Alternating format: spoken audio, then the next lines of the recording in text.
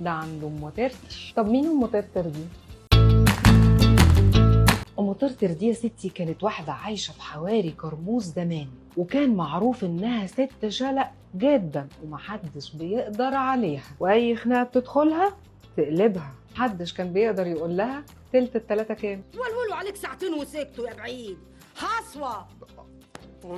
ام ترتر كان عندها 3 اطفال، ابراهيم واسماعيل وبنت اسمها ترتر، وكانت بتربي على السطح بتاعها كل انواع الطيور، فراخ وديوك وحمام وايه. وكان لما اي طير يروح عندها بالغلط محدش بعدها يعرف له طريق، كانت بتاخده في ساعتها وتذبحه للعيال.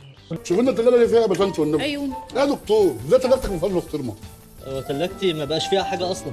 لما الجيران يدوروا على اللي ضايع منهم ما يلاقوهوش، لحد ما في مره واحده جارتهم شافت ديك بينط على سطح ام ترتر، ومن بعدها ما ظهرش تاني. ومن ساعتها بقت اي حاجه تختفي في المنطقه يقولوا هتلاقوها عند ام ترتر، بس كانوا بيقولوها يعني بصوت واطي، وده كان عشان بيخافوا تسمعهم وتعمل معاهم خناقه. فانت بقى عايز تتفرج على الحلقه وما تعملش لايك وشير، ده عند ام ترتر.